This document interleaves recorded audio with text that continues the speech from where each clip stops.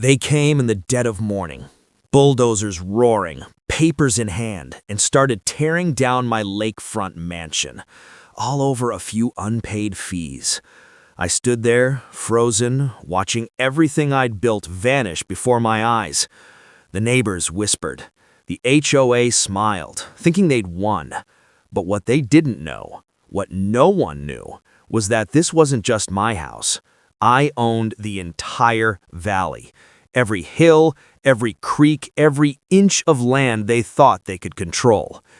And now, the question is, how far would I go to show them who really rules this place? I spent weekends tending to the gardens, walking along the shoreline and hosting small gatherings for neighbors who had become friends over the years. Life felt peaceful, ordered, predictable. Our community had rules, of course, but they were mostly common sense. Keep the lawns tidy, respect quiet hours, and maintain the beauty of the shared spaces. I followed every guideline, often going beyond what was required, because I wanted to be part of a neighborhood that felt like home. But even in the calmest waters, storms can brew. There had always been whispers, complaints about paint colors, minor landscaping issues. Even the size of my dock had drawn subtle criticism. I brushed it off. Everyone wants to be the enforcer sometimes, I told myself. Little did I know, these small, petty murmurs were just the first cracks in what would become a crushing wave. The HOA was quietly building a case, collecting fines, and eyeing my property with a seriousness that didn't match the trivial reasons they claimed. Something bigger, more dangerous was coming. Something that would threaten not just my home, but the life I had carefully built in this valley. And I had no idea that the rules they were so proud of enforcing would soon be used as a weapon against me. The first letter came on a crisp Monday morning, slipped under my front door like a snake in the grass. I opened it casually, expecting a reminder about the upcoming community meeting, or maybe a note about routine maintenance. But instead, it was a formal notice from the HOA, an infraction for my garden. A few weeds had grown near the edge of the driveway, nothing that hadn't been there for weeks, yet the letter claimed I was in violation of the community standards. A fine of $500 was attached, due immediately. At first, I laughed. $500 for a few weeds? It felt absurd. I paid it, expecting this to be a one-off, an overzealous enforcer trying to assert authority. But within days, more notices arrived. One about the height of my hedges, one about the angle of the roof on my guest house, one claiming my dock extended slightly beyond the limit. Each notice grew increasingly nitpicky, almost comically precise, yet carrying the weight of penalty. Every time I thought it had ended, another fine appeared. The HOA had transformed from an organization I respected into a relentless machine, churning out rules designed not for fairness, but for control. Neighbors started acting differently too. Some avoided eye contact, whispering when I passed, as if siding with the HOA would shield them from scrutiny. Others, who had once waved cheerfully across the street, suddenly kept their doors shut. I began noticing subtle surveillance, cameras mounted on homes facing my property, cars lingering where they didn't belong. It wasn't just rules anymore. It was personal. Then came the first face-to-face confrontation. I attended a routine HOA meeting hoping to clarify the fines and explain the misunderstanding about my landscaping. I thought I would walk in as a homeowner and leave with a solution. Instead, I was met with cold eyes and clipped words. The president of the HOA speaking with the calm intensity of someone delivering a verdict rather than engaging in discussion. Every excuse I offered was met with counter-arguments, each more absurd than the last. The rules, they insisted, were black and white. My complaints didn't matter. My rights didn't matter. I began documenting everything. Letters, fines, photographs of my property, even recordings of their meetings when allowed. The more evidence I collected, the more aggressive they became. One morning, I found another notice on my front gate. a $1,000 fine for improper parking of construction vehicles, a claim so ludicrous it almost felt like a prank. I hadn't moved a single vehicle and there was no construction scheduled, but the HOA attached a threat: pay immediately or face liens and legal action. Tension bled into my daily life. The quiet mornings by the lake became filled with dread. Every sound outside my window, the crunch of tires on gravel, the sudden bark of a dog, felt like a potential ambush. My family tried to stay positive, but I could see the worry in their eyes. Dinners were silent, broken only by the occasional sigh. The property I loved was no longer a sanctuary, it was a battlefield. Then came the neighbors who took it further. Small acts of sabotage, a hose left running across my driveway, signs rearranged in front of my garden, a mailbox dented with no explanation. Each time I confronted them, I received polite denials, empty apologies, or sly smiles. The HOA, ever vigilant, seemed to encourage this undercurrent of petty harassment, framing every complaint as a violation to justify yet another fine. Weeks turned into months. I attended mediation sessions, each more frustrating than the last. The mediators seemed impartial on the surface, but consistently sided with the HOA on procedural technicalities, ignoring the ridiculousness of the rules themselves. My frustration turned to anger, but I remained careful, knowing that any misstep could escalate the conflict further. The weight of constant harassment, fines, and scrutiny began to feel like a prison I could never escape. And then, something unexpected happened.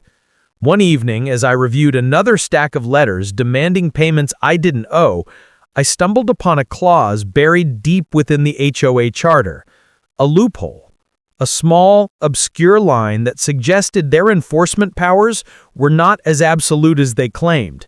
My pulse quickened. Could this be the leverage I needed?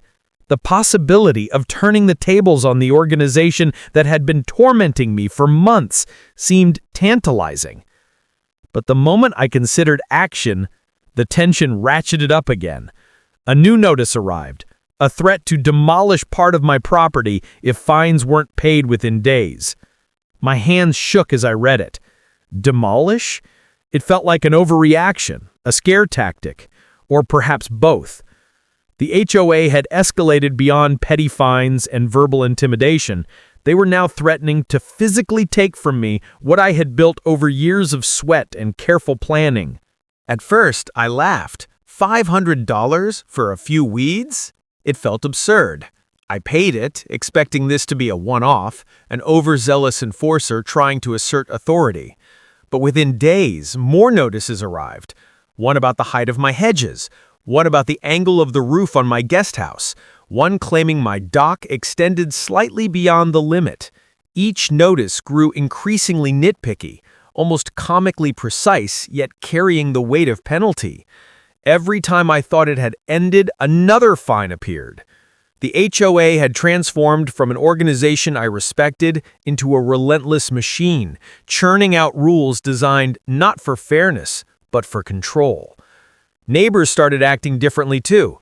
Some avoided eye contact, whispering when I passed, as if siding with the HOA would shield them from scrutiny. Others, who had once waved cheerfully across the street, suddenly kept their doors shut. I began noticing subtle surveillance, cameras mounted on homes facing my property, cars lingering where they didn't belong. It wasn't just rules anymore. It was personal. Then came the first face-to-face confrontation. I attended a routine HOA meeting hoping to clarify the fines and explain the misunderstanding about my landscaping. I thought I would walk in as a homeowner and leave with a solution. Instead, I was met with cold eyes and clipped words.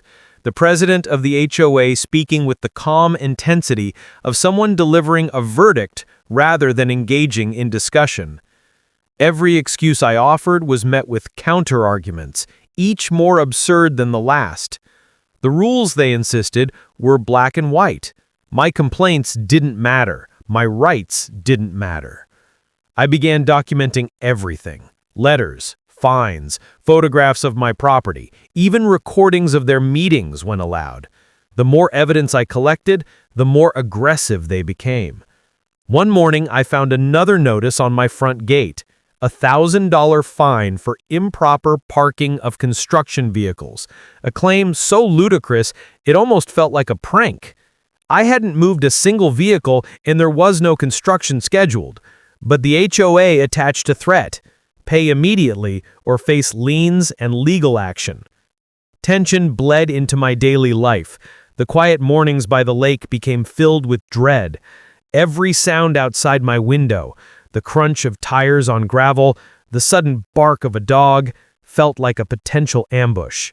My family tried to stay positive, but I could see the worry in their eyes.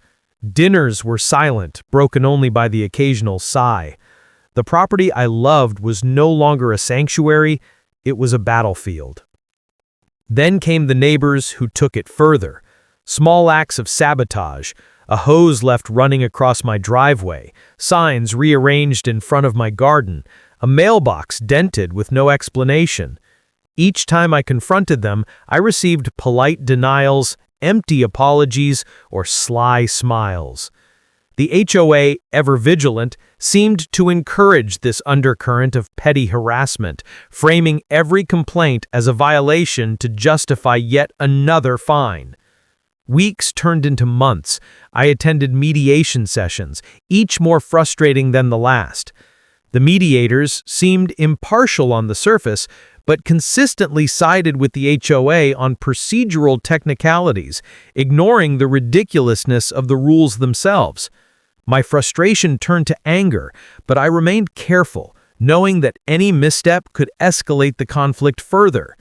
The weight of constant harassment, fines, and scrutiny began to feel like a prison I could never escape. And then, something unexpected happened.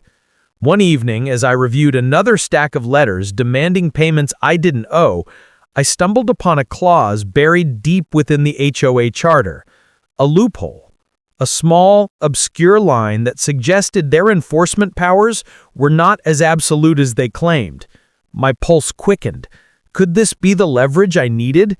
The possibility of turning the tables on the organization that had been tormenting me for months seemed tantalizing. But the moment I considered action, the tension ratcheted up again. A new notice arrived: a threat to demolish part of my property if fines weren't paid within days. My hands shook as I read it. Demolish? It felt like an overreaction, a scare tactic, or perhaps both. The HOA had escalated beyond petty fines and verbal intimidation.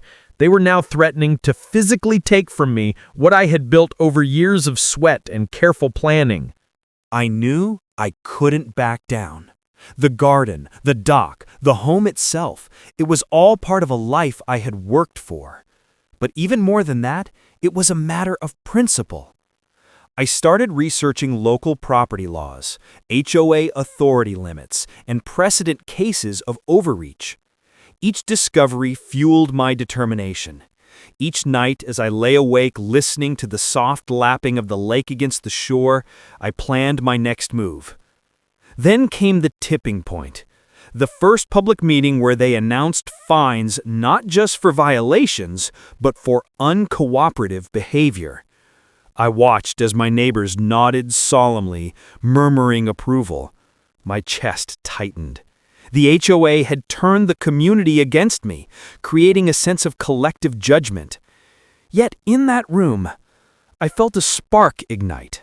The realization that they had overplayed their hand.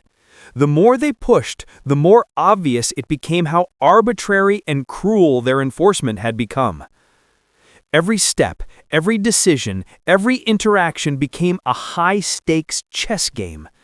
I couldn't afford mistakes, but at the same time I realized I was no longer just defending my property. I was preparing for the moment when the absurdity and injustice of their actions would be laid bare. I would show them that the valley wasn't theirs to command. The power dynamic had shifted, and the stage was being set for a confrontation that neither the HOA nor my neighbors could ignore. And just when I thought I had a handle on the situation, a final letter arrived, hand-delivered, stamped with urgency, immediate action required. Failure to comply will result in property demolition. The words hit like a physical blow. My heart raced. This was no longer about fines or rules. It was about control, intimidation, and the audacity of an organization that had lost touch with reality. I looked out across the valley, at the quiet hills, the winding creek, the expanse of land I had called home for years. The thought that someone could think they had the authority to destroy it all ignited a fire I hadn't known I had. I was ready to fight, but I had no idea how far this battle would go, or what the HOA would do next. And that's when it happened. The first of what would become a series of events so shocking, so brazen, that it would redefine everything I thought I knew about power, property, and the limits of authority. The moment where all the tension, all the petty fines, all the whispered complaints converged into a single explosive confrontation that no one saw coming. The day of the final HOA meeting arrived like a storm on the horizon. I woke early, the lake shrouded in mist, the trees heavy with dew, and felt a surge of anticipation mixed with anger. Months of harassment, petty fines, and intimidation had led to this moment, the showdown where the HOA would either prove their power or discover just how wrong they had been. I arrived at the community hall to find it packed. Neighbors, some sympathetic, some eager spectators, filled the seats. The HOA board sat at the front, stiff smiles plastered on their faces, clutching their stacks of notices and rules like armor. The room hummed with tension. Every glance I received reminded me that this wasn't just about my property anymore. It was about principle, justice, and standing up to the absurdity that had been allowed to fester for too long. The meeting began with the usual formalities. The president of the HOA droned on, reciting a litany of infractions, citing obscure clauses, and emphasizing the fines I supposedly owed. Their tone was smug, confident, a predator savoring a kill they believed inevitable. But I had spent nights preparing, gathering evidence, studying loopholes, and documenting every harassment, every violation of their own bylaws. I was ready. When my turn came to speak, I felt a quiet calm settle over me. I didn't raise my voice. I didn't plead. I began systematically dismantling their case. I presented photographs showing my garden meticulously maintained, the dock precisely within its permitted boundaries, and the vehicles that supposedly violated their rules parked exactly as allowed. I read aloud passages from the HOA charter, highlighting the vague wording they had twisted to target me. I had prepared a timeline showing every unfair notice, every questionable fine, and every attempt to intimidate me through neighbors and petty rules. The room grew silent. Even the president's composure faltered for a moment as I pointed out inconsistencies and contradictions. I could feel the weight of the gathering shift. The smug assurance in their eyes wavered, replaced by the slightest flicker of doubt. I pressed on, laying bare the absurdity of their claims, exposing the harassment that had gone unchallenged for months. I described how they had tried to manipulate neighbors, turn the community against me, and weaponize minor rules to seize control. Then I revealed the discovery that had kept me awake for nights, the legal loophole buried deep within the HOA charter, a clause that, if enforced incorrectly, rendered their authority on certain property fines invalid. I read the passage aloud, slowly, deliberately, so every word sunk in. I explained how their actions had violated not only the spirit of the community guidelines, but also state property law. A murmur ran through the room. Some gasps, some whispered conversations. The board members shifted uncomfortably in their seats. For the first time, the room felt electric. This wasn't just a debate, it was exposure. Their control, built on intimidation and technicalities, was crumbling under the weight of truth. But they weren't ready to give up without a fight. The HOA president snapped, accusing me of disrespecting the community and challenging the authority that keeps the neighborhood safe. Their words were loud but hollow. I could see the cracks in their narrative. Then came the final blow. I revealed something they hadn't anticipated, proof that I didn't just own my home, I owned nearly the entire valley. Every hill, every creek, every stretch of forest surrounding the community, land they thought was untouchable. I displayed maps, property deeds, and tax records, each document clear, indisputable, and damning. The impact was immediate. Whispers turned to stunned silence. A few gasps escaped. Some neighbors leaned forward, eyes wide, realizing that the playground of petty rules they had supported was nothing compared to the scale of what they had underestimated. The president of the HOA turned pale. Their voice shook as they tried to respond, but the room no longer belonged to them. The balance of power had shifted so dramatically that their words sounded hollow, desperate, almost absurd. I didn't attack personally, I simply presented the facts, letting the weight of reality crush the narrative they had built over months. I felt a sense of satisfaction, but it was tempered by the enormity of what had been at stake. The home, the sanctuary, the life I had created. Then, as if to assert the last vestige of control, they demanded immediate compliance with fines and threatened legal action. They were trying to intimidate me one last time. But I was ready. I calmly reminded the room of the loophole, the inconsistencies in their enforcement, and the overwhelming legal and property evidence that supported my position. I laid out, step by step, what would happen if they proceeded. Not as a threat, but as a fact. The room tensed. Some members of the board whispered among themselves. Their authority, which had seemed absolute, now appeared fragile, almost ridiculous. I could see it in the subtle gestures, the nervous glances, the shaky hands. For months, they had wielded power over a single homeowner, using bureaucracy and petty rules as a weapon. Now in that hall, it was clear to everyone that the weapon was ineffective against someone prepared, informed, and unafraid. But the moment wasn't without drama. One board member stood abruptly, shouting accusations, trying to regain control, attempting to smear me as uncooperative and difficult. The room held its breath. I didn't respond with anger. Instead, I calmly referenced the documentation, the facts, and the undeniable property records. The contrast between their frantic rhetoric and my composed, evidence-backed presentation made the truth undeniable. Every accusation they hurled backfired, reinforcing the narrative that their enforcement had been arbitrary and oppressive. By the end of the session, the tension was almost unbearable. I had dismantled their case point by point, revealed the absurdity of their fines, exposed the harassment, and demonstrated the limits of their authority.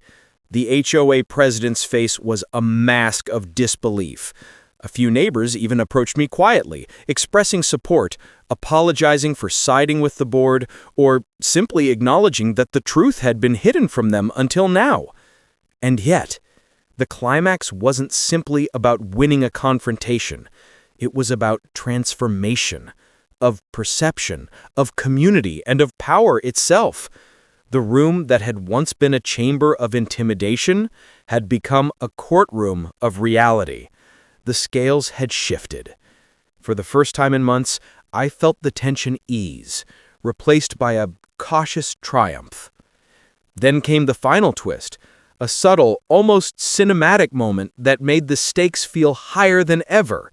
The HOA president, in a last-ditch effort to maintain face, attempted to appeal to technicalities, citing procedural obligations and obscure rules. I smiled quietly and pointed out that in their zeal to enforce rules, they had violated the very procedures they relied upon. The irony was palpable. Every seat in the room felt the weight of the reversal. As the meeting concluded, I left the hall with a sense of both vindication and exhaustion. The confrontation had reached its peak, the moment when months of harassment, intimidation, and absurd fines were brought into the harsh light of truth.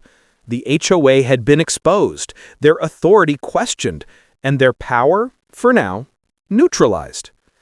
And yet, as I looked across the valley on the drive home, the mist hanging low over the water, I realized this wasn't just a personal victory. It was a statement. A declaration that no amount of petty rules, hidden clauses, or collective intimidation could outweigh truth, preparation, and the will to protect what was yours. The fight had reached its climax, but the story wasn't over. There were consequences to come, lessons to be learned, and a community forever changed by what had just unfolded. And as the sun dipped behind the hills, casting long shadows over the valley, I couldn't help but wonder, would the HOA ever truly recover from this exposure? Or had I just shown the first cracks in an entire system built on control and fear? After the explosive confrontation in the HOA meeting, the valley felt different, not in appearance, but in energy. The tension that had hung over the community for months, thick and suffocating, began to dissipate slowly, like fog retreating from the lake at sunrise. For the first time in ages, I could breathe without a tight knot of worry twisting in my chest. The battle had been fought, the peak tension had passed, and yet the story of what had happened was far from over. In the immediate aftermath, there was a mixture of relief, curiosity, and disbelief among the neighbors. Some approached me cautiously, eyes wide, murmuring apologies or expressing amazement at the revelations during the meeting. A few whispered about the power imbalance they had never noticed before, about how they had allowed the HOA to control their lives in small ways without questioning it. Others avoided me altogether, perhaps too embarrassed by their own complicity or nervous about where the boundaries of authority now lay. The HOA, for its part, retreated. The board members convened in private, visibly shaken, their confidence shattered. Emails went unanswered, letters stopped arriving, and threats of fines and liens vanished as quickly as they had been issued. It was almost surreal. The organization that had spent months asserting dominance and control over my property, over my life, seemed powerless in the face of transparency, evidence, and the law. The momentum had shifted completely.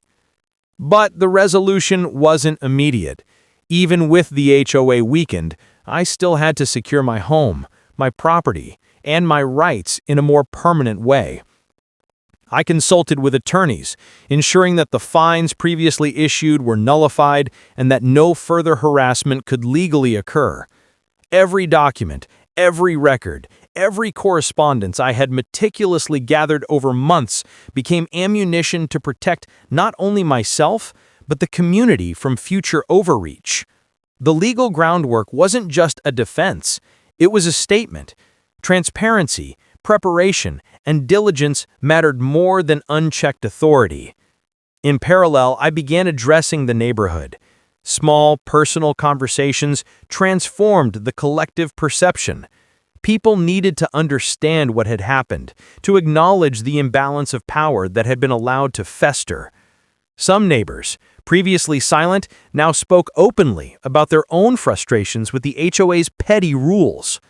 It was remarkable to see the shift. A community that had once been silent under pressure was beginning to question authority, to think critically about the rules imposed on them. One particularly meaningful moment came when an elderly neighbor, who had initially been among the most vocal supporters of the HOA's strict enforcement, knocked on my door. Her hands trembled slightly as she handed me a small, handwritten note. Inside were words of apology and acknowledgement. She had realized she had been complicit in the harassment, had let fear and routine dictate her actions. That moment, simple yet profound, underscored one of the most important consequences of the ordeal. People could change, and awareness could transform a community. The long-term consequences for the HOA were unavoidable. Board members resigned quietly over the next few months, some citing personal reasons, others clearly uncomfortable with the exposure and the loss of credibility. Attempts to rebuild authority were met with resistance. The community had learned, seen, and understood too much to be easily controlled again. Future leadership would have to operate with transparency, fairness, and accountability, or risk losing credibility completely. What had started as a personal battle had become a catalyst for reform, a structural shift that ensured the community would never again tolerate the kind of harassment I had endured. On a personal level, life returned to a semblance of normalcy, but it was different now. Not in quality, but in perspective.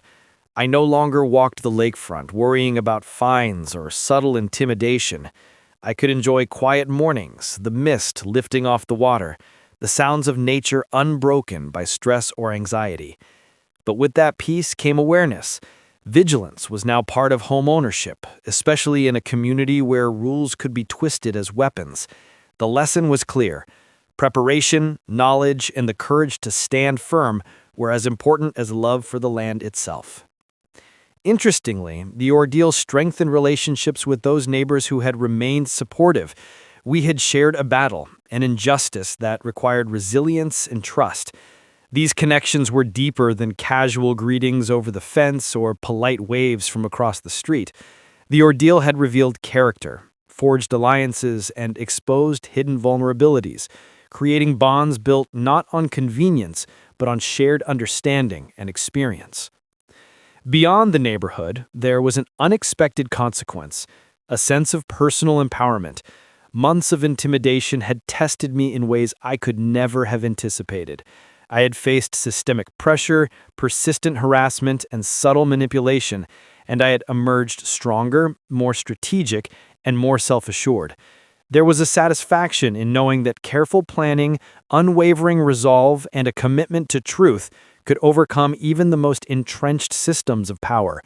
It was a lesson I would carry forward in life, not just for property disputes, but for any challenge that demanded courage, patience, and clarity. Yet the most profound impact was perhaps the subtle transformation of the community itself. People had begun to question authority, to speak out against injustice, and to hold one another accountable, not through fear or confrontation, but through dialogue, evidence, and reason. The petty rules and fines, once accepted without scrutiny, were now discussed critically at neighborhood meetings. Transparency became a new standard. It was clear that change, while slow, had taken root, seeded by a single confrontation that exposed both vulnerability and resilience. In reflecting on the experience, I realized that the conflict had been about more than my property or my rights. It had been about dignity, fairness, and the principle that no amount of bureaucratic power should override reason and justice. The HOA's obsession with control, their reliance on minor infractions to assert dominance, and their willingness to alienate a community had all been laid bare. In the end, they were forced to confront their own limits, a humbling, if overdue, awakening. One particularly memorable moment came months later during a casual community gathering by the lake.